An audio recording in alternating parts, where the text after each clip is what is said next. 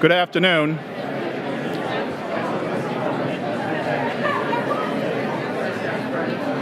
Good afternoon. Our ceremony will begin in a few minutes.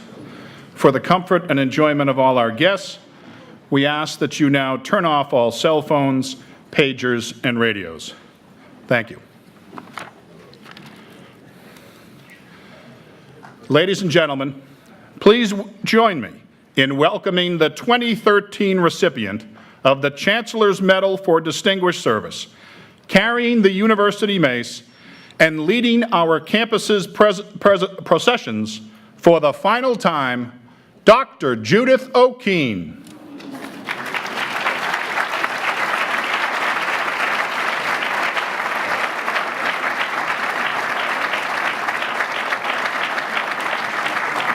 And now, please welcome the newest recipients of endowed professorships.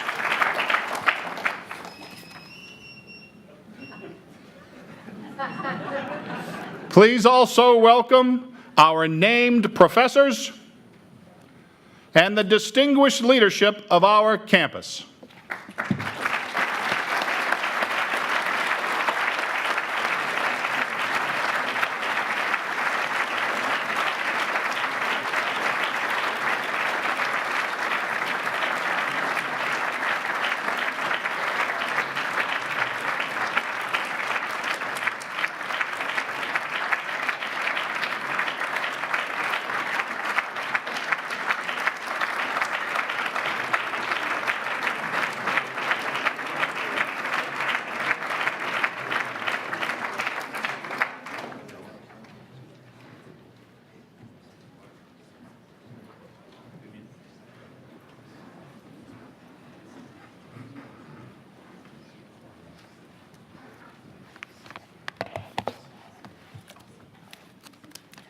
Good afternoon. Welcome to the University of Massachusetts Medical School's 2014 Convocation and Investiture Ceremony. My name is Terry Flott. I'm the Provost and Dean of the School of Medicine. Once again, we celebrate the beginning of a new academic year. We punctuate this transition with a tradition, coming together as a campus community to mark the occasion and reflect on our shared values and our vocations as caregivers, researchers, teachers, students, and community members. Chancellor Collins, as a campus community, we look forward to beginning this combined event with your annual address and announcement of the recipients of the Chancellor's Medals, who I am confident embody the values we hold dear. Now I'd ask you all to please join me in welcoming our Chancellor, Dr. Michael Collins, to the lecture. Mr. Collins.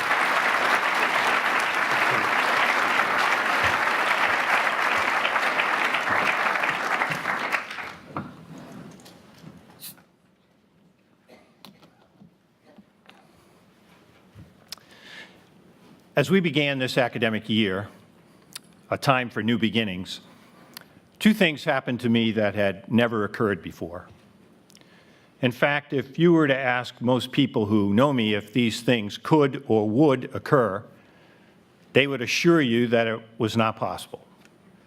And if you insisted that they had occurred, they would assume you had the wrong person. No way would he ever do that? Well, I did them. One was covered and seen all over the world. Here we go. 1, 2, 3.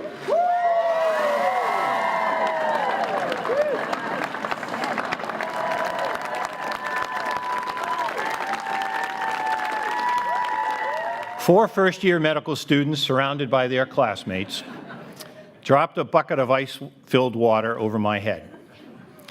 I stood with our esteemed colleague, Bob Brown, bedecked in our white coats and ties, as the ice bucket challenge came down upon us. Honestly, it wasn't that bad. Momentarily stunning as it may be, this chilling inconvenience paled in comparison to the discomforts and challenges faced each and every day by a person living with ALS. In the smallest of gestures, we were responding to a challenge to raise awareness of ALS And as we did, we asked others to assist us increase funding so that ALS research efforts could advance. We received calls, emails, letters, and donations from all over the world. We made it on the network newscasts and into the national print media. The students who dumped the bucket on me had a first-day school thrill they would never have expected. And I might add, will never have again. We challenged others to give, and they have. Who could have expected it? Now, about a week later, while attending my nephew's wedding in Costa Rica, I took the next great and unexpected leap, ziplining. Off the cliff I went, time after time, surrounded by our family who stood there in amazement. "I can't believe he did it," they exclaimed. Now, when I went soaring off in the Superman position, Mary Ellen and the kids were certain that I had completely lost it. Now, I trusted the guys who were assisting me with my leaps. Despite how unusual and unexpected the next seconds might be, I had confidence that all would be well. In the end, it was thrilling, and I had a terrific sense of accomplishment. Now, since most of you have come to know me over the last 8 years, you must be wondering if I'm all right. I can assure you that I am. But I thought that these two experiences might be apt metaphors for this year's Convocation address. As we begin this academic year, no one could have predicted that dumping a bucket of ice and water on one's head could become a rage. No one could have expected how people could come together to support research on a disease that presents the most daunting of challenges to those it affects. No one could have foreseen that the amount raised through this effort, a social media craze, now nearly exceeds the amount of funding that the NIH expends on ALS research in 2 years. No one, least of all me, could have expected that I would take a ziplining leap of faith and yet upon completion have such a sense of satisfaction and success. Well, that's where I find our Academic Health Sciences Center as we face our new academic year. In the labs and clinics that exist throughout our medical school and its affiliates, we're studying the diseases and caring for the sickest of patients, and we do so with constrained dollars. We've come to the point that we're looking everywhere we can to find resources so that we can advance our mission areas. And we do so at a pace that will allow us to change the course of history of disease in our lifetimes. At times, we don't know from where the next dollar will come, and as yet, we cannot fully realize how the powers of connectedness that exist through new modes of communication and technology could radically disrupt the science, care, and modes of funding that we have come to know. As we start this academic year, I ask that you take a leap of faith with me. Take a leap that together, if we remain steadfast in our efforts, prepared in our areas of responsibility, supported by those who believe in us, and determined in our resolve, moments of exhilaration and success will come to us and our patients. Believe with me that we're here for a reason. Good afternoon and welcome to this year's Convocation activities. It remains a wonderful privilege to have the opportunity to stand before you and offer greetings as we begin our new academic year. I want to welcome those who have been so generous to our institution, as well as the leadership and colleagues of our Academic Health Science Center partner, UMass Memorial Healthcare. We start our new academic year on the heels of a fiscal year that brought us significant challenge.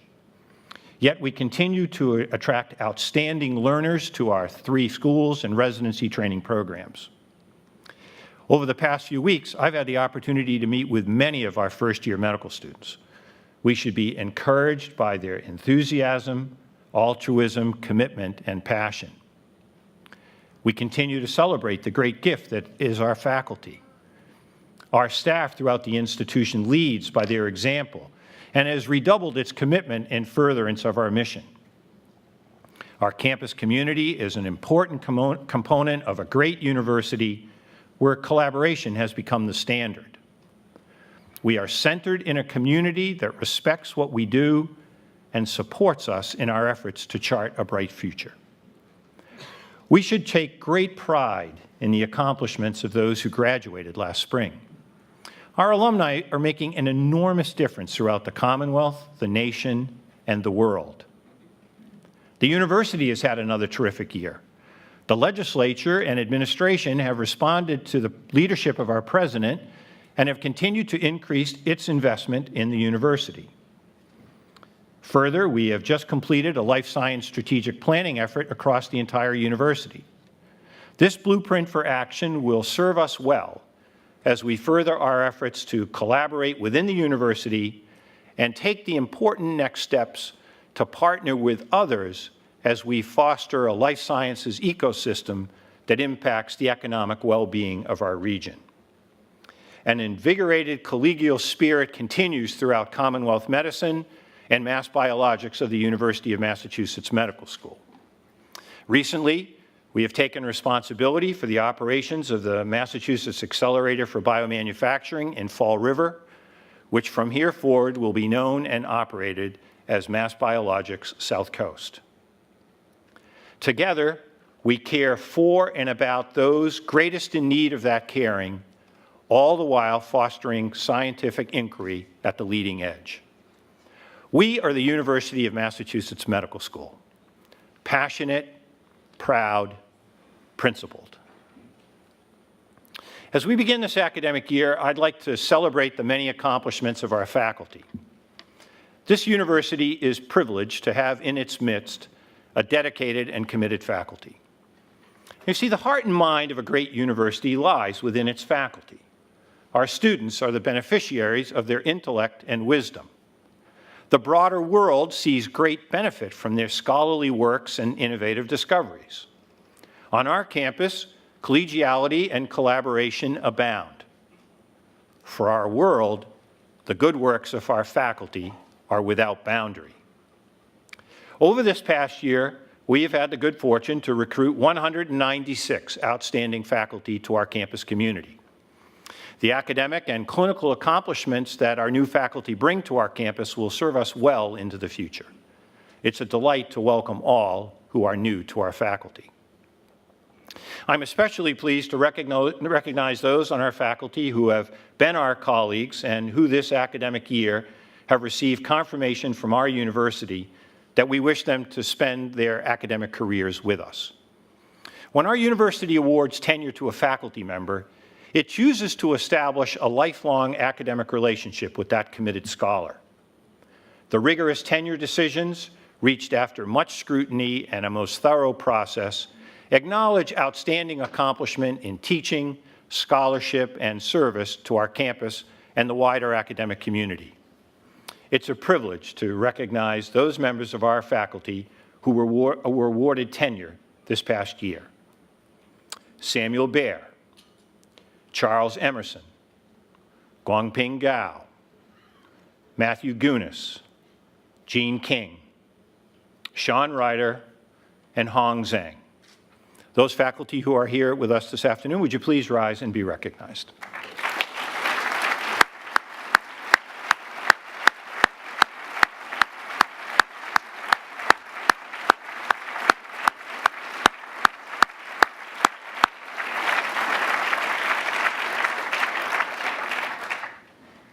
We're most fortunate in an academic community to benefit from the commitment and wisdom of our full professors. These scholars serve as the leaders and mentors of our younger colleagues and as role models for our students. At this time, I'd like to recognize those members of the faculty who have been recently promoted to full professor. Patrick Emery, Michael Ennis, Peng Yen Fan, Philip Fournier, Mark Freeman, David Haydem, Mylan Rogoff, and Lawrence Rosenthal. Would you please stand and be recognized?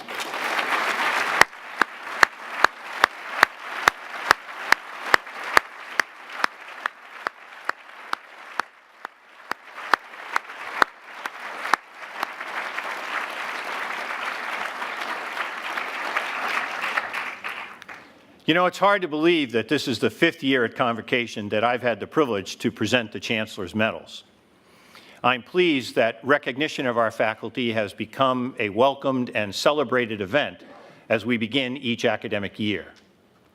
The number of nominations of deserving faculty has multiplied, and it has become increasingly difficult for the committees, which have been charged by the provost to consider the many nominations forwarded to them, to select those members of the faculty who shall be forwarded as finalists. Once again this year, I'd like to thank Provost Flott for his continued stewardship of this process. Further, I want to recognize the work of the 4 committees that were established for consideration of the nominees in teaching, scholarship, clinical care, and service. I had the opportunity to meet with the chairs of each of these committees so that they could bring alive for me the thoughts, advice, and counsel of their committees. In all of the meetings that I had with the committee chairs, they spoke with high praise about each of the faculty members brought to their attention and commented on all that these faculty members have contributed to our institution. For this service, I'd like to express my appreciation to Dr. Susan Gagliardi, Chair of the Committee for Distinguished Teaching, Dr. David Harlan, Chair of the Committee for Distinguished Scholarship, Dr. Robert Brown, Chair of the Committee for Distinguished Clinical Excellence, and Dr. Judith O'Keene, Chair of the Committee for Distinguished Service. When I review each of the dossiers of those faculty members who are forwarded as finalists for my consideration, it's always a terrific privilege. Our faculty have records of accomplishment that are most noteworthy and remarkable. I'm most encouraged by the letters I receive from colleagues literally from around the world who take the time to participate in our process as they support colleagues who are members of our faculty and who have been nominated in this process. We have an outstanding faculty on our campus, and it's most difficult to make selections from among those who have given so much to our institution. As the number of nominees has increased considerably, it's not possible to recognize each nominee. I'm aware that the finalists have been notified of that status.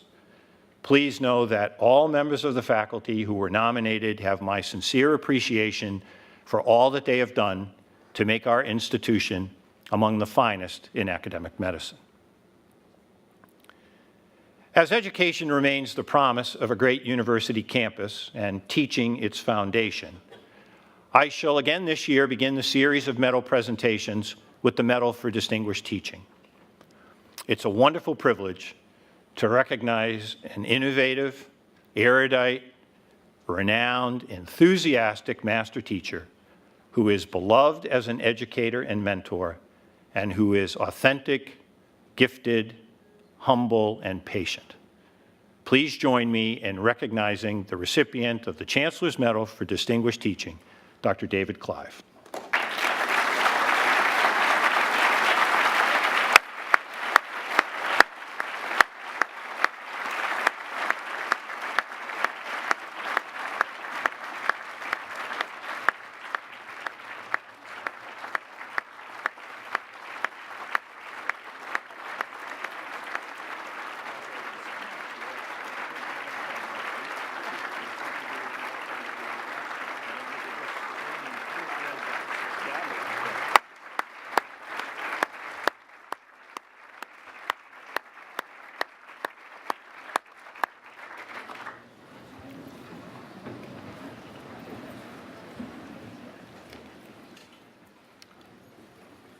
Dr. Clive, throughout your years at UMass, you've used humor, empathy, and understanding to teach our learners at both the undergraduate and graduate levels what has been referred to as the driest aspects of renal physiology. Now, how an organ that creates urine could be referred to as dry befuddles me.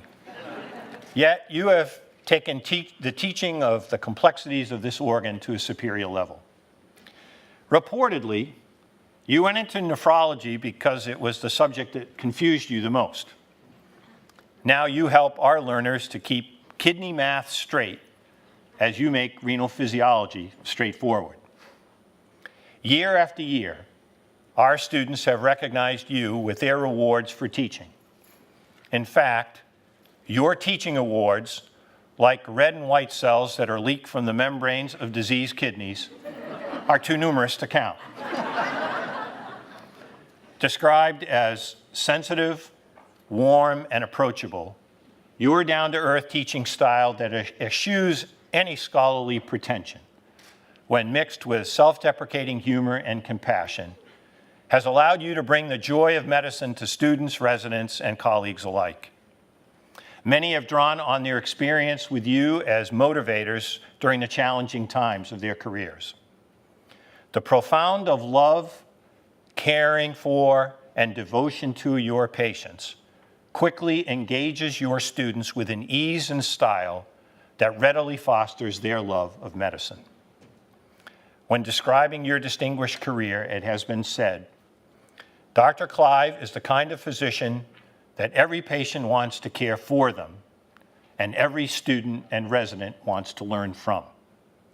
What is truly special about him is how he embodies all the aspects of a great physician educator, as he is an accomplished scientist, trusted clinician, beloved educator, and a respected humanitarian. David, in recognition for your outstanding commitment to the education of so many who have been your students, it's my privilege to invite you to present this year's campus-wide last lecture, a celebration of education that we have established to recognize the importance of teaching in all that we do. It will be a privilege for all of us on our campus to benefit from your generosity as we become your students. Please accept my congratulations as this year's recipient of the Chancellor's Medal for Distinguished Teaching.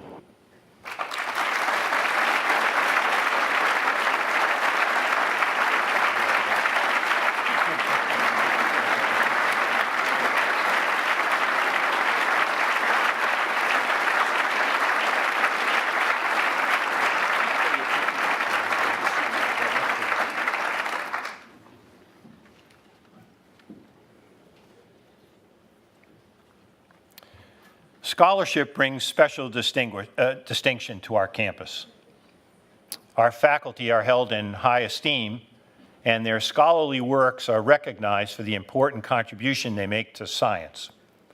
Our community of scholars is uniquely collaborative and collegial, and this leads to productivity and innovation that is the envy of the Academy. Given this extraordinary spirit that exists, so many members of our faculty are making distinguished contributions to scientific discovery and translational research. Now, throughout a distinguished career, the most accomplished of scientists make seminal contributions to their field of inquiry. The stature they attain is arrived at through the intensity of their curiosity and the integrity and rigor of their science. Aware of the many contributions that one scientist can bring to our institution while being internationally recognized and respected, it's a privilege to recognize this year's recipient of the Chancellor's Medal for Distinguished Scholarship, Dr. Alan Jacobson.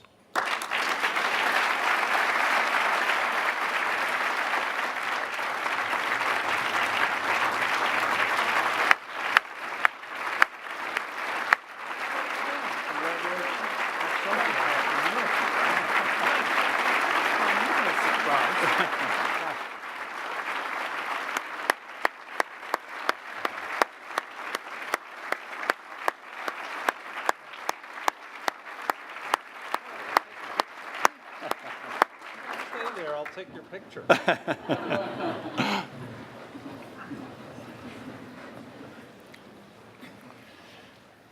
Dr. Jacobson, you've been described as a pioneer for your research on the molecular pathways of translation initiation and mRNA decay, as you were among the first to establish mechanistic links between these two processes. As one who is entirely motivated by his quest to know the truth, you have played a central role in discovering the proteins that mediate nonsense-mediated mRNA decay, and you've been at the forefront of efforts to elucidate the mechanism of this pathway. Your science has been described as fearless, your approach as creative, Your scholarship is filled with wisdom, and your intuition as unusual as you are an early adopter of all things clever in the lab. Throughout your entire career, our medical school has benefited from your scholarship and intellect. You've been continuously funded by the NIH for over 35 years, received a prestigious merit award, served on study sections and review panels, and in all ways have been an outstanding investigator and scientific leader. Your publications are of high impact, and your research discoveries have led to the creation of 2 companies, one of which has developed a novel small molecule for enhancing read-through of stop codons that may have profound impact on the care of patients with Duchenne muscular dystrophy and cystic fibrosis. Now, while Einstein-like in your appearance, Dangerfield was no equal to your comedic demeanor. But that said, it is the sincerity of your commitment to our institution that makes you most beloved by all of us in our community. Alan, it's a great privilege to invite you to present this year's keynote address at our research retreat, a fitting recognition for the recipient of this honor. Please accept my congratulations as this year's recipient of the Chancellor's Medal for Distinguished Research.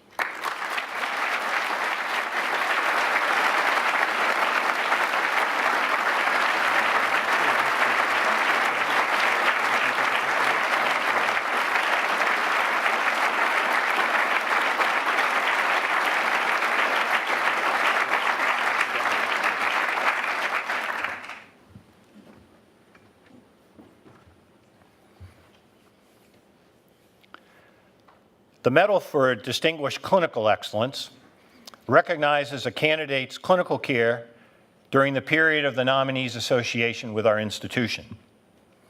Candidates for this medal should have a substantial record of clinical practice during their faculty careers, be it in medicine or nursing, and serve as role models for peers, residents, and students in the provision of quality clinical care and in their interactions with all members of the healthcare team. Candidates should be leaders in their communication and professional skills and be known for their humanism and advocacy for their patients. Nominees should take a scholarly approach to clinical care and through their activities should have made a demonstrable, substantial, and long-lasting contribution to improvements in clinical care in the candidate's discipline. This year's recipient of the Chancellor's Medal for Clinical Excellence is a devoted, highly praised, nationally recognized pioneer with a remarkable reputation for clinical and education service to patients and learners alike, the medical profession, and our institution, Dr. Karen Green.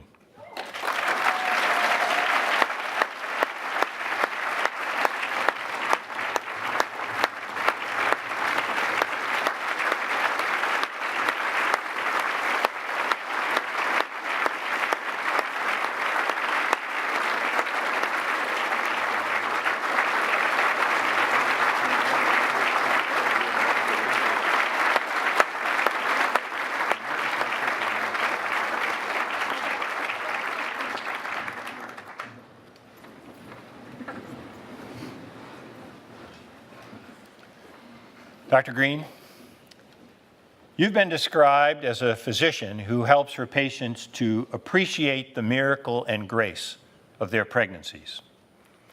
You've cared for thousands of mothers and infants throughout your distinguished career. You were the first perinatologist to be recruited to our medical school, and you were instrumental in the building of high-risk obstetrics in our community.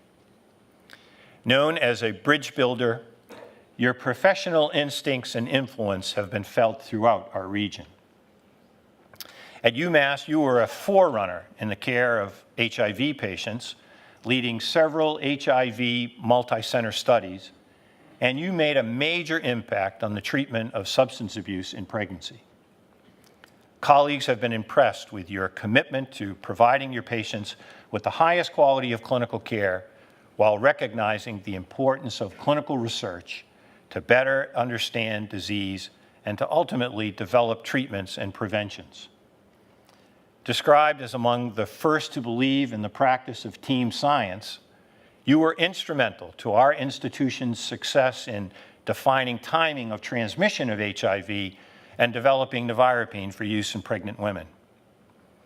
Attentive to the needs of those for whom you care, you compassionately guide patients and families through difficult moments as they navigate through the uncertainties of pregnancy. All the while, you exude confidence and offer reassurance, and then authentically rejoice when infants are born healthy. Your involvement with the March of Dimes has allowed you to shape your students' thinking as they develop an understanding of what a family endures when their child is born prematurely, sick, or with illness. In each instance, you have brought professional demeanor to each patient as you have cared for them uniquely. They have rejoiced in the joy and seen that you have delivered the best gifts they have ever received in their life. Karen, it's a great privilege to invite you to address our first-year students and their families next year at the White Coat ceremony. This is a fitting recognition for one who has worn the white coat with dignity while recognizing the privilege in doing so. Please accept my congratulations as this year's recipient of the Chancellor's Medal for Distinguished Clinical Excellence.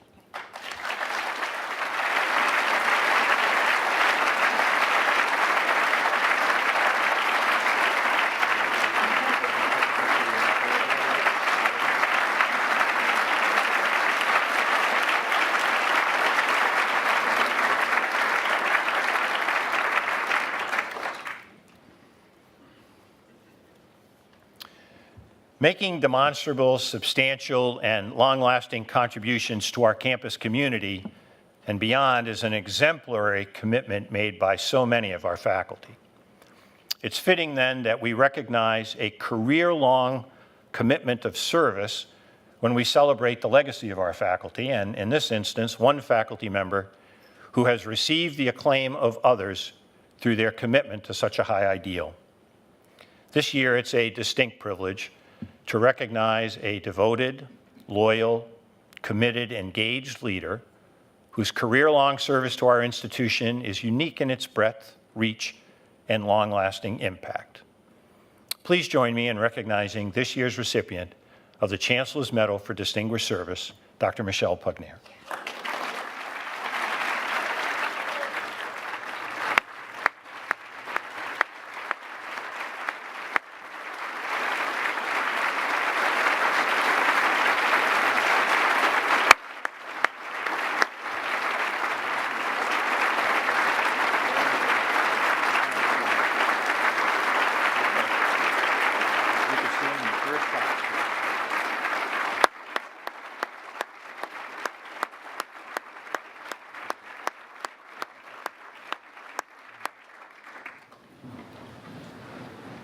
John Keeney is right close by, Michelle.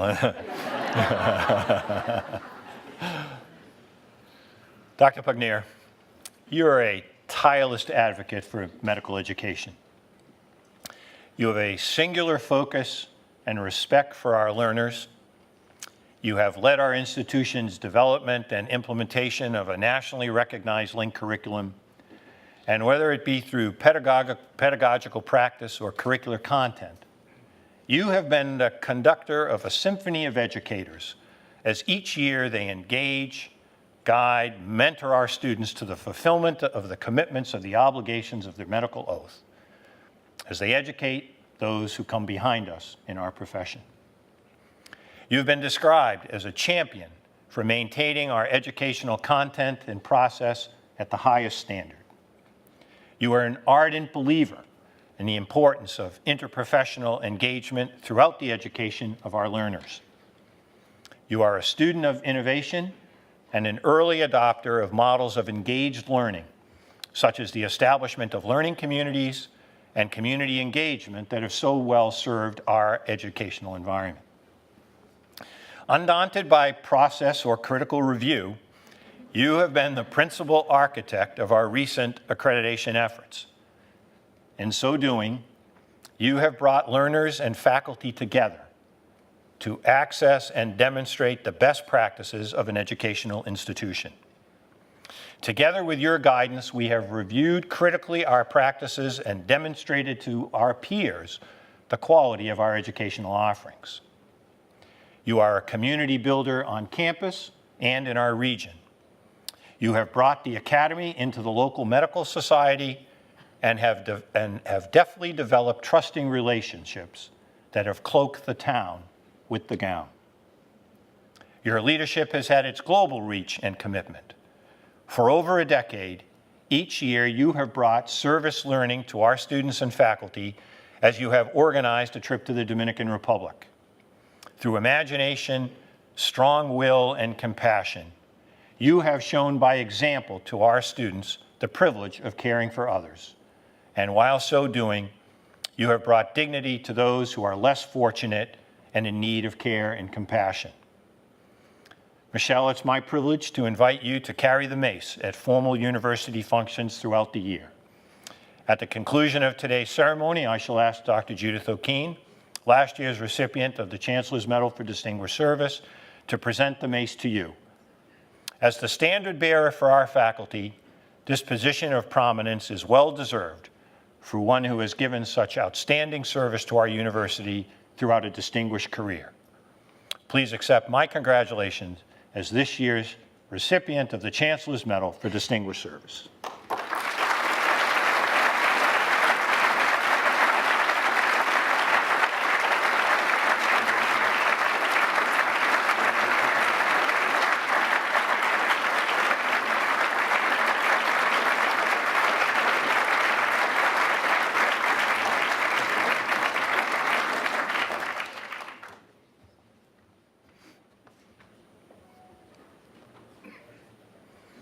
Each year, it's so impressive to celebrate the terrific accomplishments of our faculty.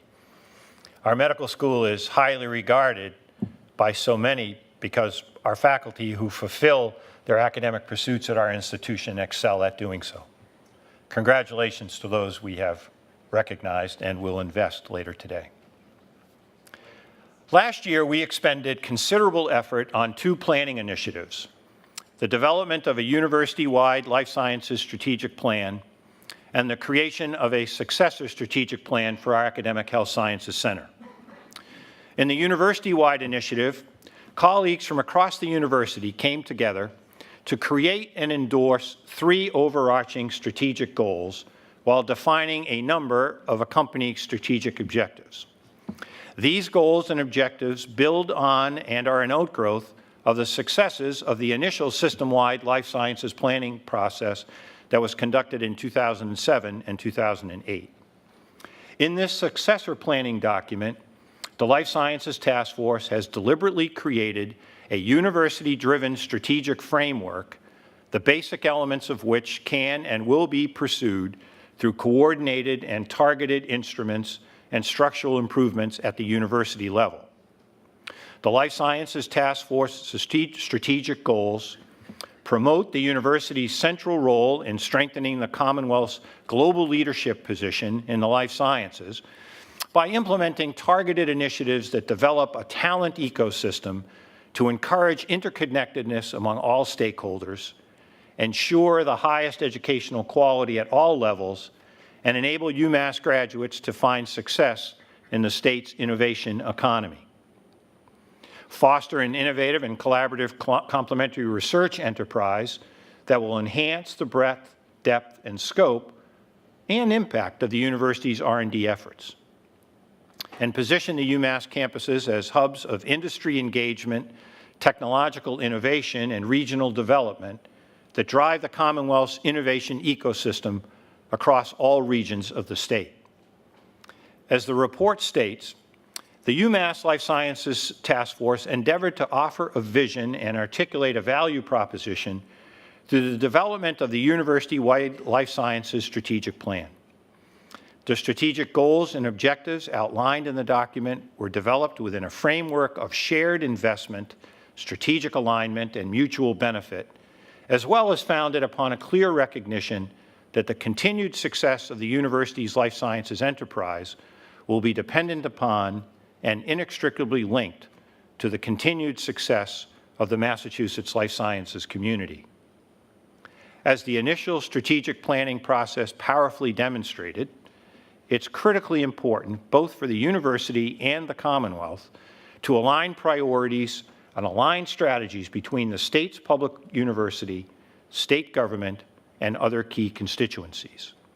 This new strategic plan builds on that theme and includes a series of university-driven initiatives, investments, and internal improvements that are aligned with and complement the Commonwealth's strategic priorities and future directions in the life sciences.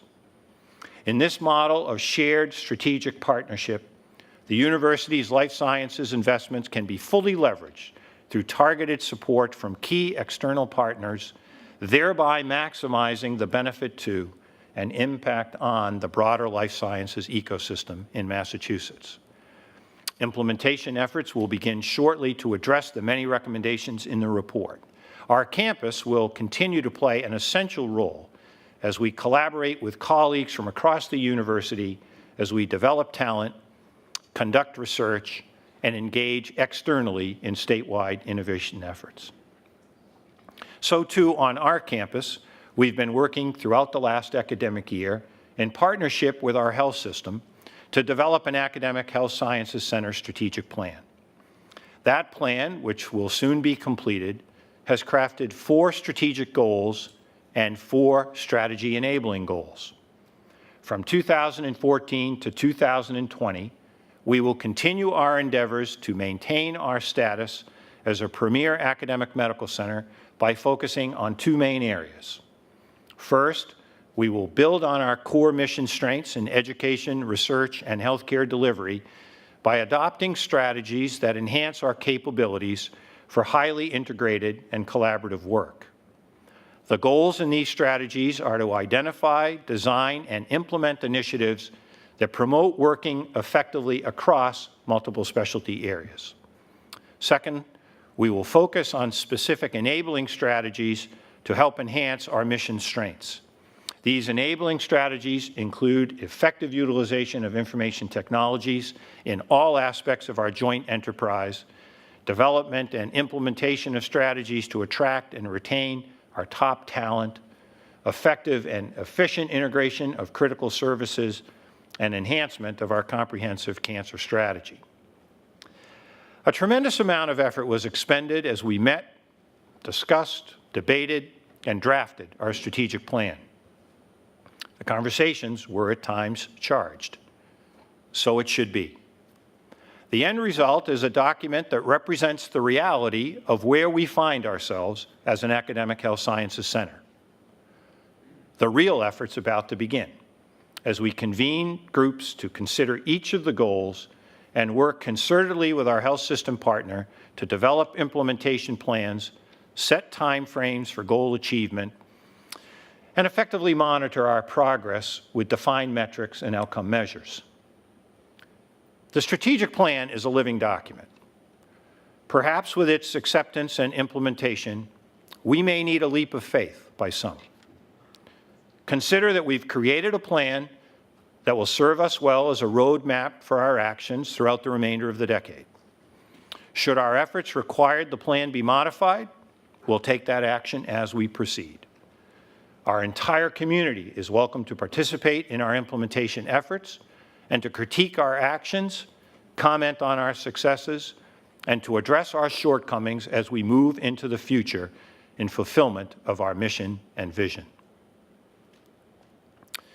The recent phenomenon around the ALS Ice Bucket Challenge has delivered for me a very important message. The people of our country are concerned that as a nation, we're not investing sufficient resources to conduct the research that is essential to cure the diseases that impact our human condition.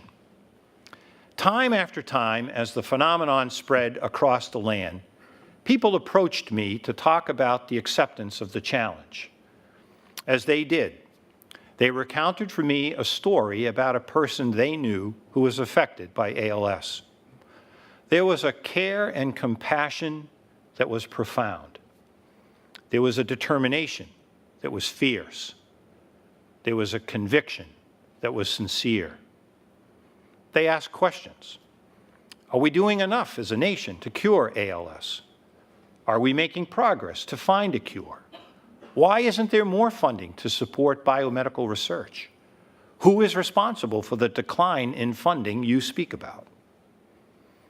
Inevitably, the conversation broadened beyond ALS to cancer, diabetes, Alzheimer's, or depression. We need to do more, don't we, Doc? Well, the answer is yes, we do. But I remain encouraged. Now, I'm not encouraged that the funding will increase immediately. But I am encouraged that over the past 2 months, the conversation regarding the importance of the funding of medical research has come alive on the airways, in our schools and in our homes, and in the press. Hopefully now we can get it going in the Congress. The Ice Bucket Challenge tells me that the public is concerned about diseases that impact the lives of those they love. But our nation's values construct needs resolve when it comes to research funding. Continued cuts in funding will have an even more profound and chilling effect on science if we do not act in the near term.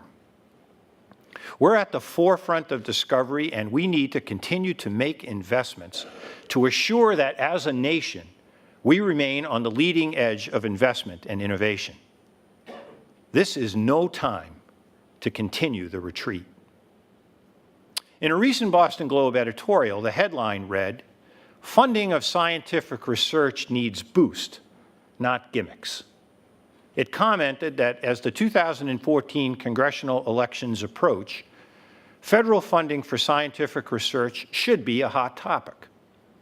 They see that cuts followed by flat funding of programs that used to be a point of bipartisan pride have jeopardized the country's dominant position in global science. They reason that in just 1 year, the projected deficit has been chopped in half because of a combination of fiscal discipline and the expiration of the Bush tax cuts for high earners. That allows for more budgetary flexibility, especially in vital areas like science. I agree. For me, one of the great joys of each day is to have the chance to listen to members of our faculty discuss their research efforts and to express the emotion that they are so close to making that sentinel discovery that will elucidate the mechanism that causes a disease and will provide a cure.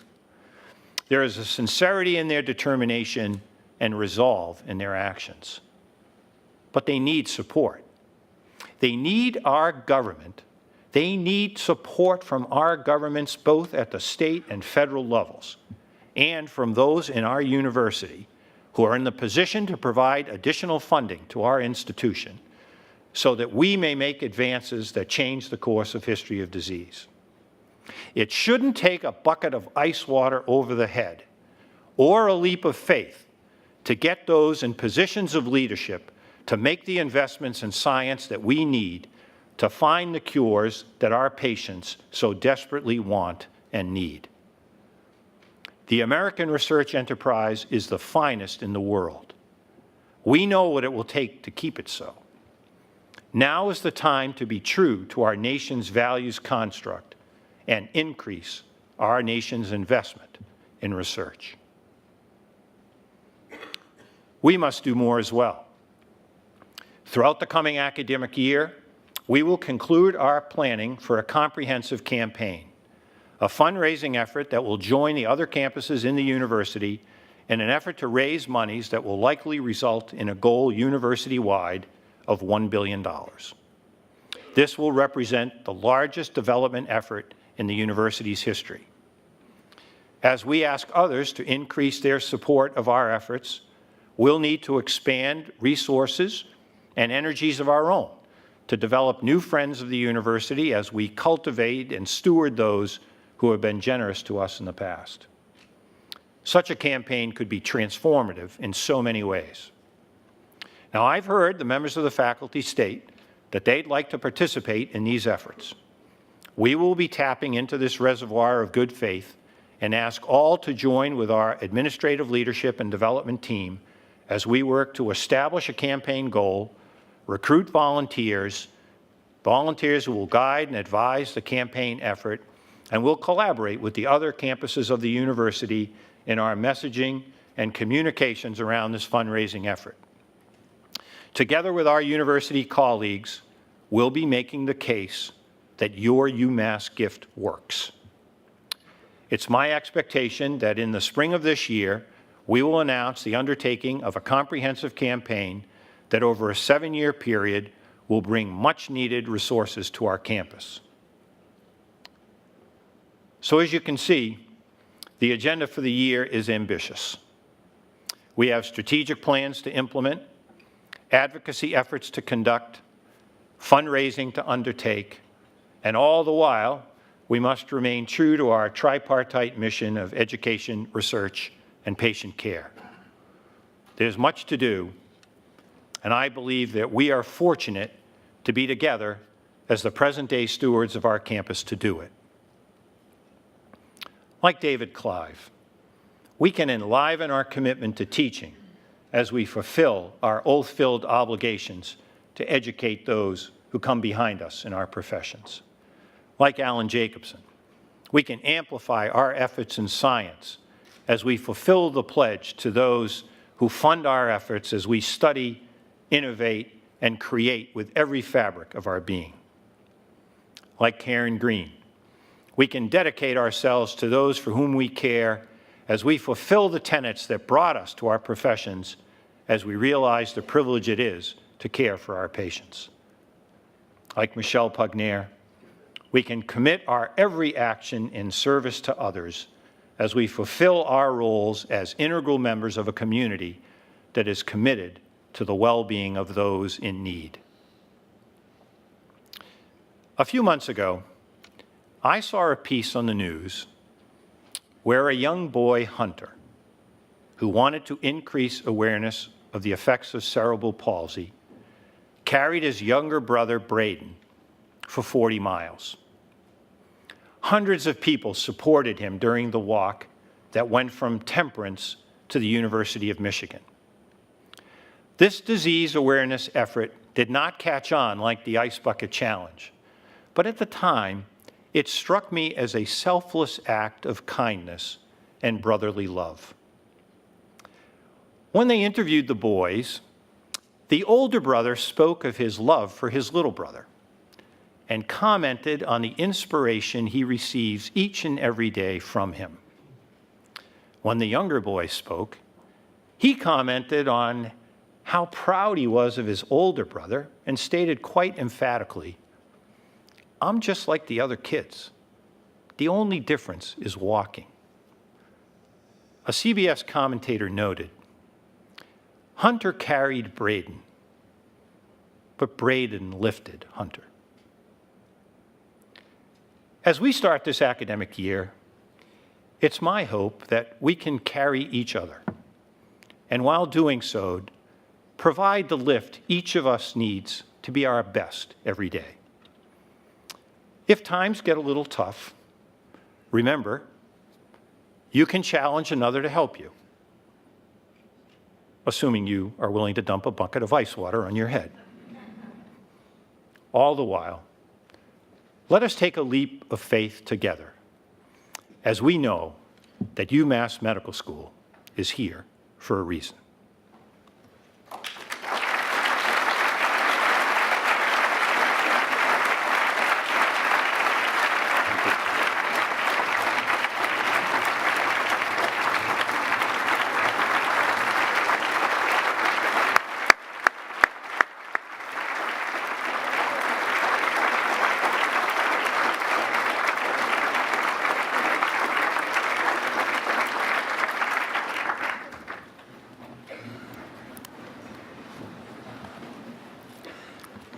At this point in our program, we'll be transitioning from Convocation to Investiture. But before we do, I just, as Provost, on behalf of the faculty, want to thank you, Chancellor, for creating these events in which we can celebrate the accomplishments of the faculty. It really is, it has added so much to the life of our campus, so thank you for that. We now turn to our 13th investiture ceremony to present endowed professorships to some of our exceptional faculty and to recognize the generous donors who make these endowments possible.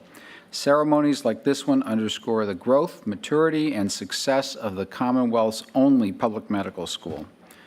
Given this, it is only fitting to use investiture as an opportunity to publicly recognize those who have contributed so much to our success, most especially our stellar faculty members and steadfast donors.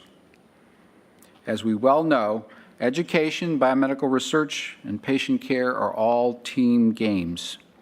We need the collective contributions of all members of our campus community in order to advance our mission areas. By recognizing our newly endowed professors and the donors who made the endowments possible, we are celebrating the virtue and espousing the value of this team approach. As we begin our ceremony, it gives me great pleasure to welcome our trustees, Norman Peters and Patrick Lowe and Dr. Carrie Osterhaus-Houle, representing our university's Board of Trustees. Norm, Patrick, and Carrie, thanks for all that you do in the furtherance of our university and this medical school. I would also like to recognize Dr. Eric Dixon, President and CEO of UMass Memorial Healthcare, and Patrick Muldoon, the President of UMass Memorial Medical Center. We feel fortunate to have you as our partners, and we look forward to working with you on implementing our new strategic direction. At the conclusion of today's ceremony, we will have bestowed endowed chairs on 3 of our most accomplished faculty. Since 1985, the medical school's endowed faculty positions have grown to a total of 37. Our faculty members who hold endowed chairs are outstanding ambassadors of the state's public medical school and represent the full richness and excellence of our academic community and research enterprise. When friends and supporters decide to invest in UMass Medical School, they demonstrate in a public and profound way their confidence in our institution and their commitment to our future success. To our donors, please know that your confidence inspires us and your generosity propels us forward. I will now ask Chancellor Collins to return to the lectern and confer the endowed professorships. Chancellor?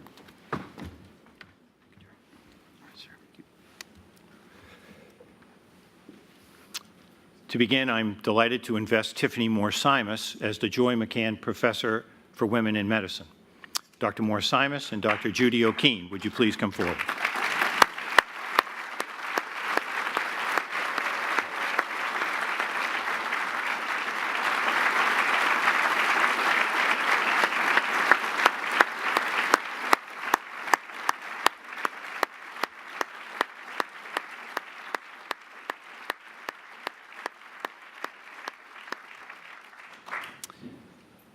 Inspired clinician, inspiring advocate, and inspirational role model, Tiffany Moore-Simas, the University of Massachusetts Worcester proudly honors you today.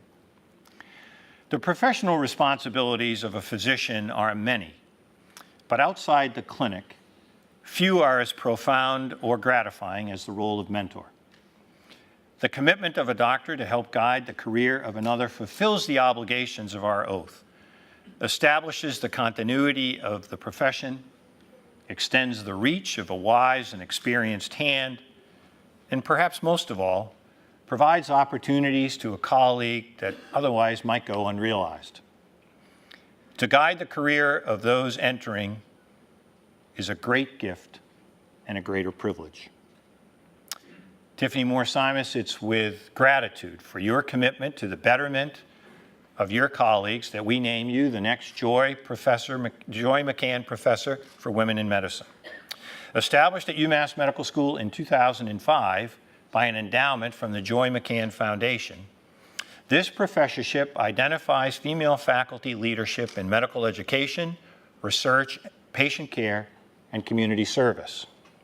In each of those areas, you excel and serve as a role model to us all. Yours is an outstanding example to emulate. Your research in reproductive health issues, including studying health problems such as weight gain, preeclampsia, and postpartum depression, helps improve the lives of women and their children. Your willingness to work with new techniques, such as storytelling, to increase the rates of prenatal care, and to work at the very forefront of basic science research, such as your collaboration with colleagues studying the molecular basis for gestational diabetes. All of these demonstrate your commitment to academic medicine and lifelong learning. Your patients see you as empathic, caring, and responsive as a physician. Your students admire you for your ability to bring contemporary medicine to the classroom. And your colleagues respect you for and benefit from your role as a strong voice for women in academic medicine. It's deeply satisfying to note that your roots are here in central Massachusetts, and your medical education and residency training are rooted at our medical school. With deep gratitude to the Joy McCann Foundation for its tremendous support, I would now ask Dr. Judy O'Keene, the Associate Vice Provost for Gender and Equity, to join me in investing Dr. Moore-Simas. Tiffany Moore-Simas, it's a wonderful privilege to recognize you as the Joy McCann Professor for Women in Medicine. Receive this medallion as an acknowledgement of the values we so deeply admire in you and your work that benefits so many in our community. Congratulations.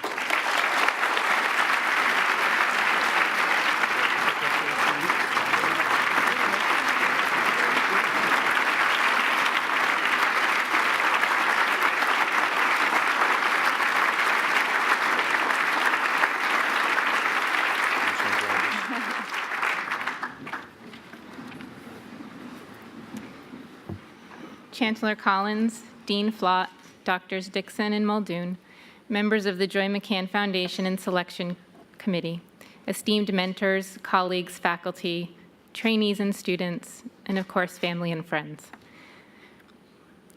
It goes without saying, but I'm truly honored and humbled to be standing here today as the Joy McCann Professor of Women in Medicine. I need to thank the University of Massachusetts Medical School sincerely, specifically the leadership and the faculty of the School of Medicine and the Graduate School of Biomedical Sciences. As an alum of both the undergraduate and the graduate educational programs, and as faculty, I can speak to the ever-present mentorship, support, collaborative relationships, and development opportunities that have been afforded me.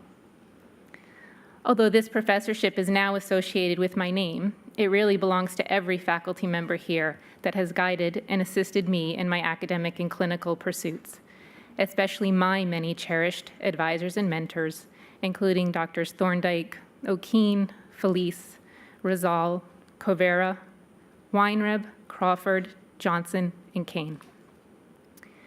We have amazing mentors and role models here. We have amazing faculty. Specifically, I need to thank many of the women faculty, trainees, and students with whom I've had heartfelt and candid discussions, often in the middle of the night when our barriers or filters are maybe down. Discussions about the spectrum that is work-life balance, about career aspirations, about what success means, what priorities are, and about vulnerabilities and needs as it relates to fulfillment of self and potential. These conversations have informed the work I will embark upon as the Joy McCann Professor. As many of us know, women scientists and physicians have yet to achieve leadership positions proportional to the number of women being trained. With support from the Joy McCann Foundation, the Office of Faculty Affairs, and my department, the Department of Obstetrics and Gynecology, I will embark upon a 3-year process where, based on current best practice and innovative approaches, we will ultimately design, implement, and evaluate a leadership development program for mid-career women faculty. We will focus on mid-career women with the goal of closing the leadership gap and of addressing the needs of the next generation poised to grab hold of the leadership reins. If successful, we will create a national model that can be adopted widely, and we will prepare our mid-career women to not only take the reins and hold them successfully, but to grab hold of them confidently to steer us strategically into the next future of academic medicine. I want to extend my sincerest thanks and gratitude to the Joy McCann Foundation for allowing me to address this important issue and for supporting and advancing this work.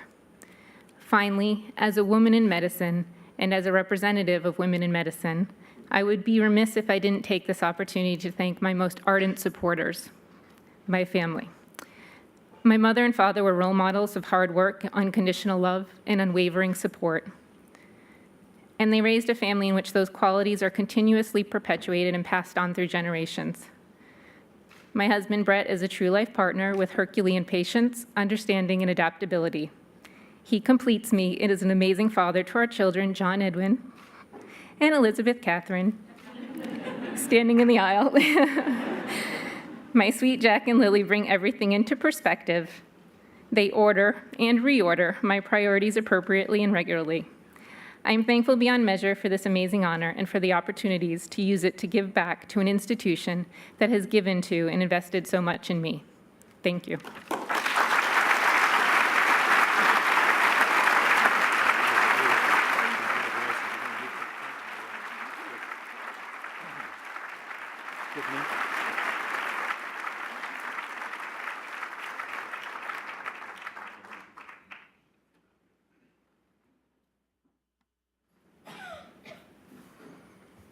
Thank you, Dr. Moore-Simus. It's with great pleasure that we now invest Vivian Budnick as the Worcester Foundation for Biomedical Research Chair. I'd like to ask that Dr. Budnick and Mr. Mel Cutler join me at the podium.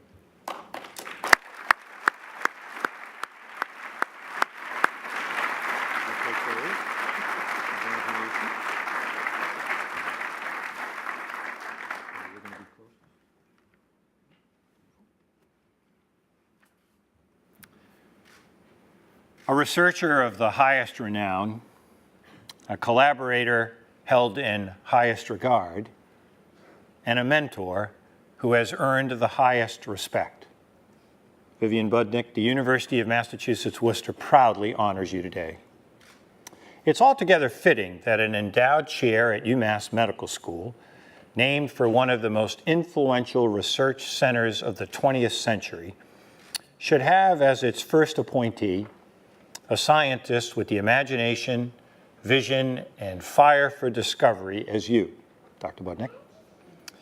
The new Worcester Foundation for Biomedical Research Chair celebrates the scientific legacy of its founders, Hudson Hoagland and Gregory Pincus, as well as the legacy of hundreds of influential and forward-thinking leaders in this region who endowed and supported the WFBR and who encouraged imagination, vision, and above all, that fire of discovery. Dr. Budnick, your achievements in the field of RNA transport have graced the cover of the journal Cell. Your discoveries have done what all scientists hope, but only a few can claim. They've influenced the direction of an entire research field. Your recent discoveries are born from both patient scientific method and brash challenges to scientific orthodoxy, as well as underpinned by a reservoir of knowledge and careful experimental design. It's also appropriate that your scientific work ultimately deals with neuronal communication, because as a collaborator in your field, you have few peers. Your ability to share your work and your insights so that others may advance discoveries in the field is universally respected and has as its apotheosis in your mentorship of students, so many who have blossomed into careers of their own. When you joined UMass Medical School in 2003 from our sister campus in Amherst, the community here had high regard for your reputation and your academic record. Since that time, we have come to greatly admire your enthusiastic outlook, passionate spirit, collaborative approach, and leadership presence. With enduring thanks to the Worcester Foundation for Biomedical Research and its committed supporters over the years, I would like to now ask Mr. Mel Cutler, a longtime champion of the WFBR and our medical school, to join me in investing Dr. Budnick. Vivian Budnick, it is a privilege to recognize you as the inaugural recipient of the Worcester Foundation for Biomedical Research Chair. Receive this medallion as a symbol of our regard for your intellect, your contributions, and above all, your commitment to the fire of discovery. Congratulations.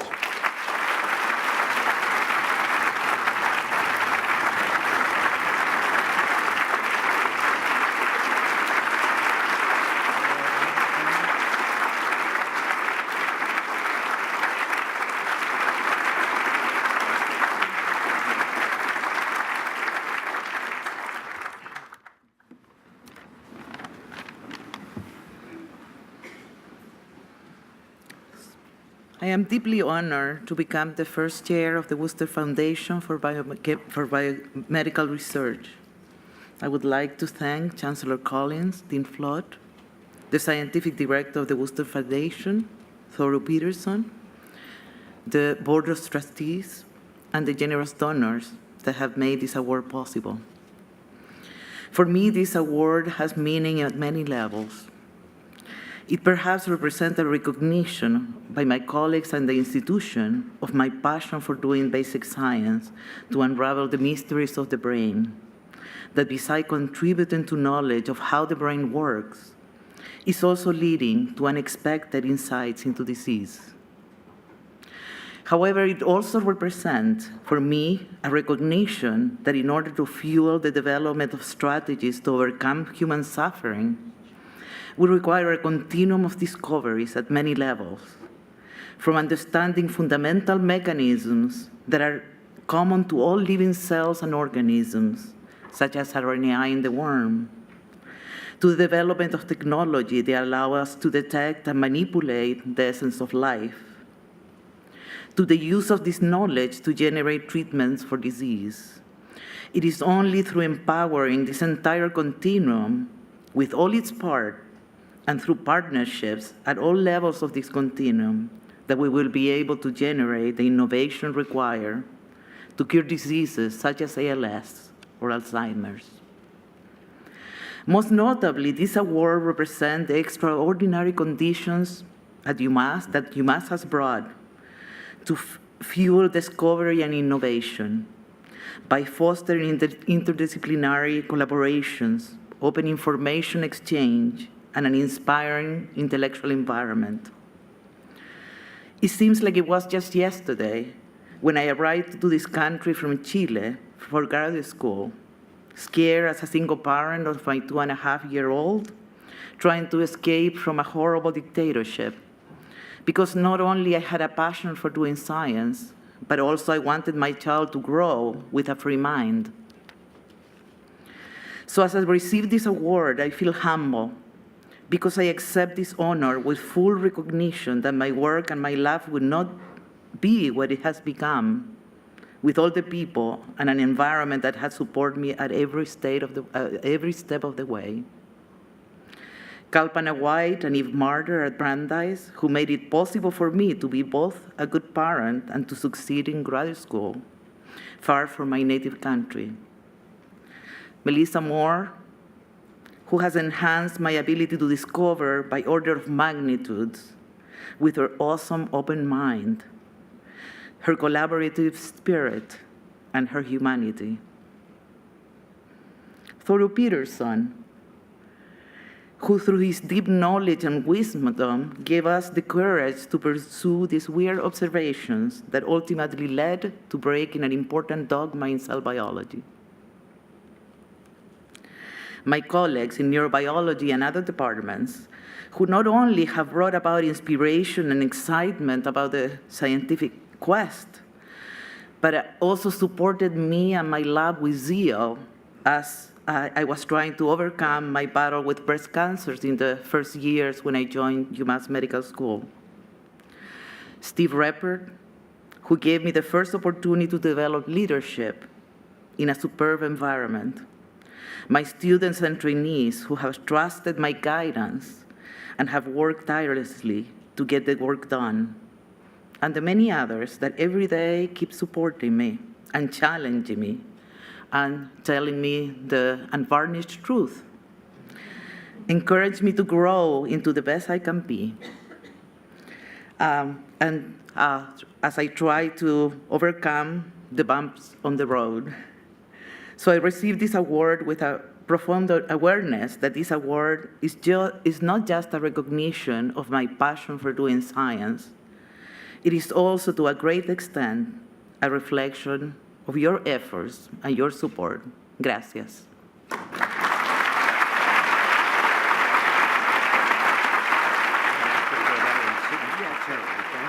Stay here for a minute.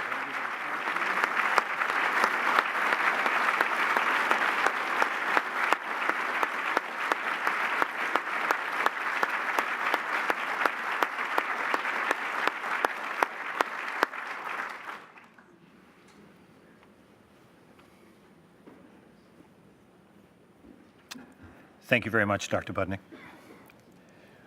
We conclude now by investing John F. Keeney, Jr. as the Mary C. DeFutis Chair in Biomedical Research. Dr. Keeney and Mary DeFutis, would you please come forward?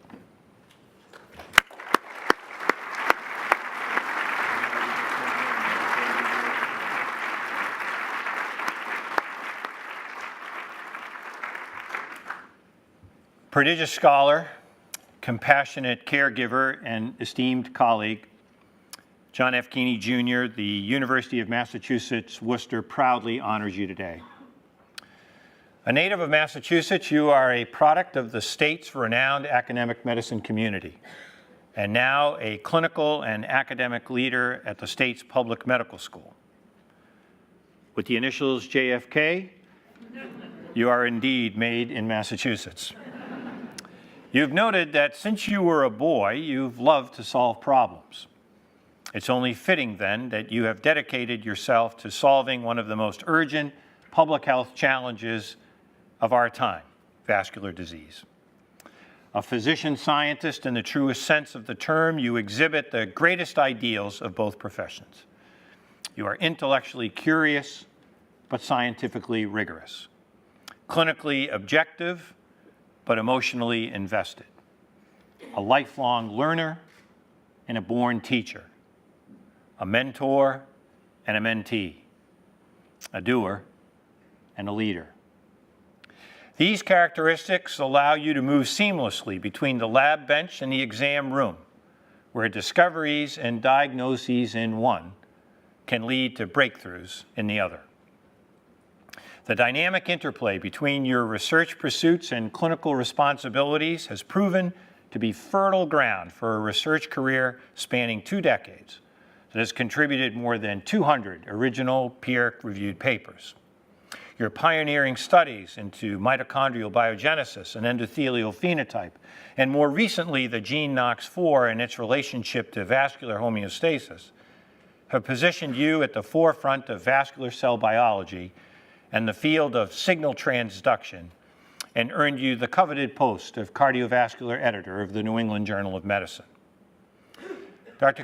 Keeney, by investing you today, our academic community is demonstrating the highest regard we have for you and your contributions to our campus as a practicing clinician, chief of the Division of Cardiovascular Medicine, and director of the Heart and Vascular Center of Excellence. With deep gratitude for the generosity that supports clinically impactful research at our institution, I'll now ask Mary DeFutis to help me in investing Dr. Keeney. John F. Keeney, Jr., it's a privilege to recognize you as the Mary C. DeFutis Chair in Biomedical Research.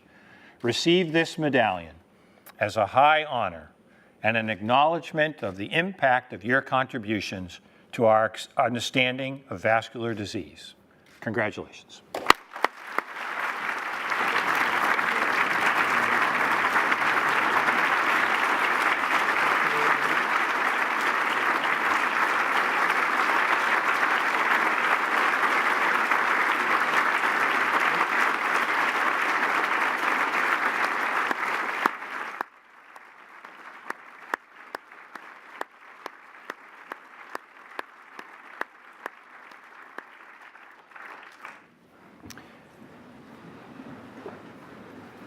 Visionary philanthropist, esteemed civic leader, and cherished friend, Mary C. DeFutis, the University of Massachusetts, Worcester, is proud to honor you today.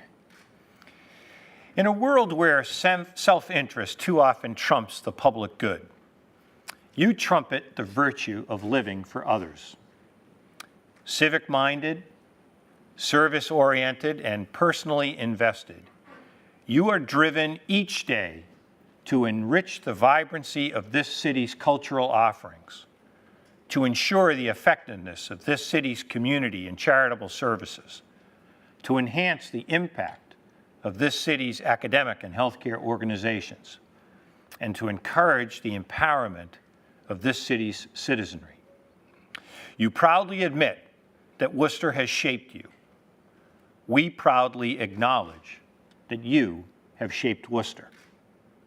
Your soft-spoken, even reserved disposition belies the extent of your contributions to your native city. While mild-mannered by nature, when it comes to the city you love, you're a force of nature. Instead of waiting for others to act, you have acted decisively, helping to restore, reshape, and revitalize Worcester and the surrounding regions. Today, we pay special tribute to the immeasurable impact on our medical school. As a longtime supporter of our campus, you intuitively understand that everything we do in education, research, and patient care is team-based. We feel so fortunate that you are an integral member of our team, and we want you to know your philanthropic contributions are essential to the scientific discoveries resulting therefrom. A world-class medical school is fueled and sustained by world-class supporters. Well, Mary, we think the world of you and feel privileged to have a world-class friend right here in Worcester.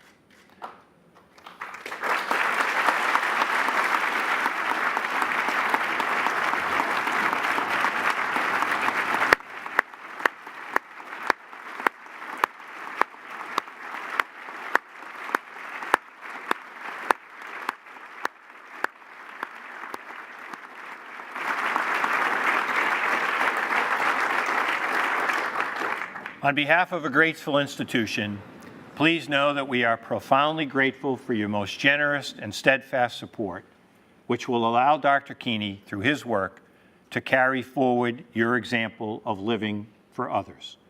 Please accept our sincere thanks and appreciation.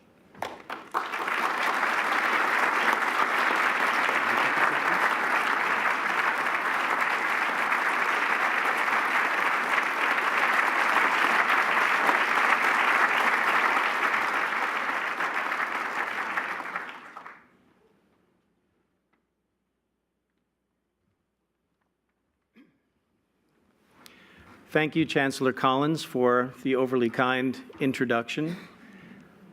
Chancellor Collins, Dean Flott, Mrs. DeFutis, and distinguished guests, colleagues, friends, and family, I stand before you deeply honored to be the recipient of the Mary C. DeFutis Chair in Biomedical Research. I'm also deeply humbled to be in front of my esteemed colleagues who are also endowed chairs. Will take a little while for me to believe that I'll be amongst your company since I hold you in such high regard, but I'll do my very best to fulfill that obligation. And as part of the obligation in receiving this honor, I think one of the things I'll need to do and will need to do together is move forward and find ways to creatively foster and build the idea of being a clinician scientist amongst our trainees. I think with the pressures of time that we all face for clinical work, and for securing the appropriate funding that we can in order to do our research, we're all going to need to band together in order to be able to foster the thrill of the chase and the joy of discovery that all of us in this room know as part of our research careers, and see if we can imbue this in our future generations to continue and carry on our legacy. Now, I'm standing before you as the recipient of this honor, but a lot of work went into it that wasn't entirely up to me. And in fact, when I had the good fortune to have lunch and meet Mrs. DeFutis. She asked me what the secret to my success was, and it was very easy for me to answer. It's my amazing wife, Donna, whom I must say thank you very much for all your love, all your support, and putting up with all the crazy things I've had to do over the last 20 years. I couldn't be where I am without her.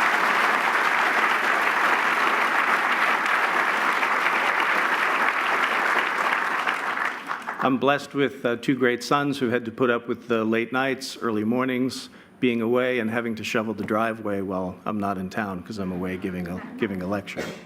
And to them, I'm also very grateful. I also have had a number of terrific friends and family, many of whom are here today, who've helped support my family. So to them, I'm also grateful. And professionally, I've been very blessed. I've had great members of my laboratory who've put in all the hard work that resulted in those publications. To them, I'm forever in their debt.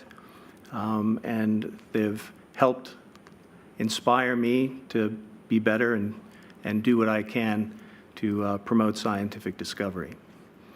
I've also had great mentors in my career, and I'd like to mention a couple of them.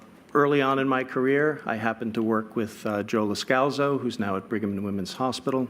I remember early in my training, his command of the medical literature and the scientific literature really inspired me to be a clinician scientist. And he gave me the freedom to do whatever I wanted to do. When I told him I wanted to be an interventional cardiologist and a scientist, he didn't argue with me. He let me figure it out on my own, and for him, I'll be forever grateful. But I also have one special friend who also was a mentor, a collaborator, and then a lifelong friend, still is. His name is Joe Vita. You heard about him briefly in the write-up. And he took me under his wing in 1989, and together we did some studies on the endothelium. And about 82 publications later, I'm standing before you today. And for him, I'll always be grateful for his friendship, mentorship, and making research fun. Thanks very much.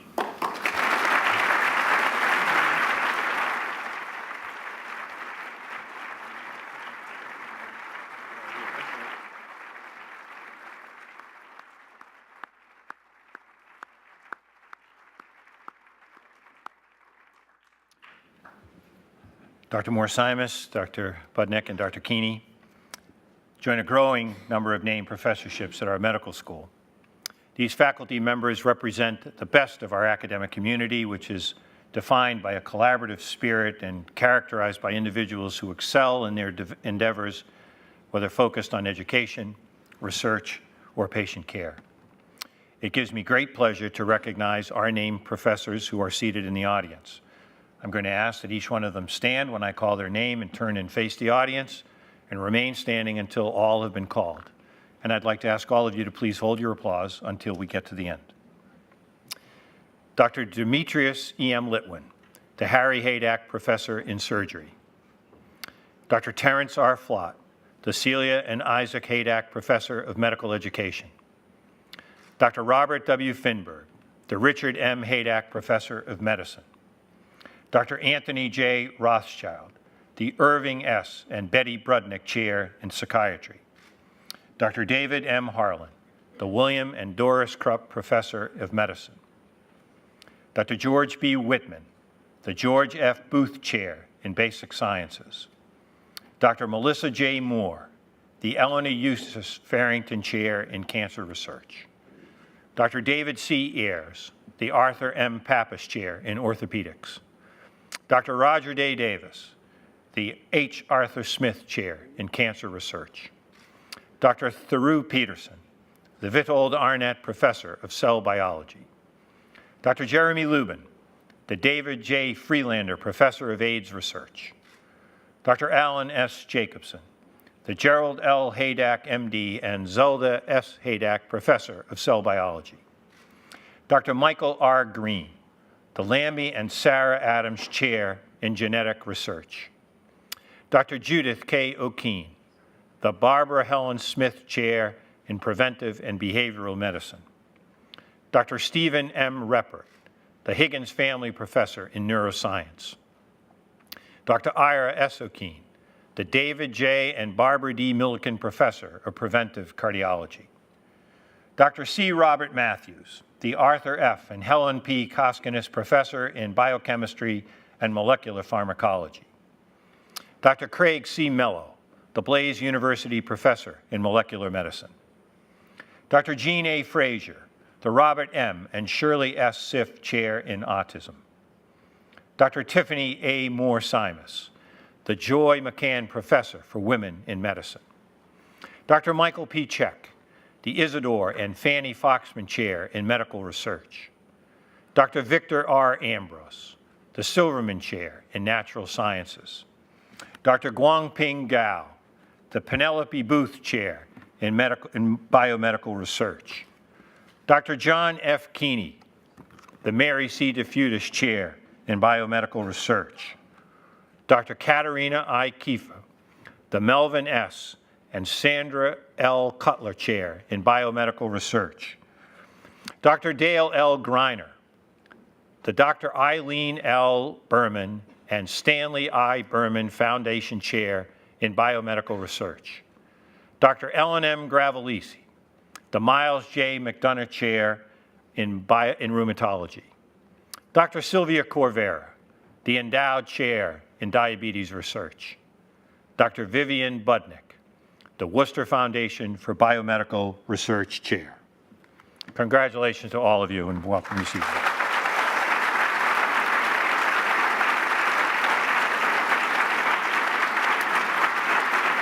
You hear?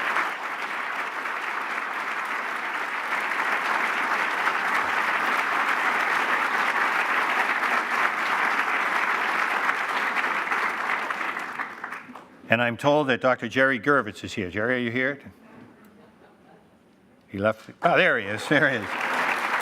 So John Myers, Professor in Primary Care Medicine. Jerry, good to have you. We're privileged to have all of you here with us this afternoon. Thank you so much for your presence. As an institution as great as ours, it's meaningful and important to recognize those whose generosity allows us to realize our full potential and those whose ingenuity and intellect allow us to fulfill our mission areas as exemplified by the 2014 Chancellor's Medal recipients, Drs. Clive, Jacobson, Green, and Pugnair, and our three newest endowed professors, Drs. Moore-Simas, Budnick, and Keeney. In the future, I look forward to these opportunities to celebrate new members of our faculty appointed to named professorships and the generous donors who make these appointments possible. All of you are now welcome to join us in the cube upstairs for a reception. Our convocation and investiture ceremony is now concluded. I'd like to ask Dr. Judy O'Keen, the 2013 recipient of the Chancellor's Medal for Distinguished Service, to come forward to present the University Mace to Dr. Michelle Pugnair, who will lead our recessional. I'd like to ask all of you remain seated until our endowed chairs and medal winners have recessed out. Thanks so much for being here this afternoon. You got it for it? Okay. Careful.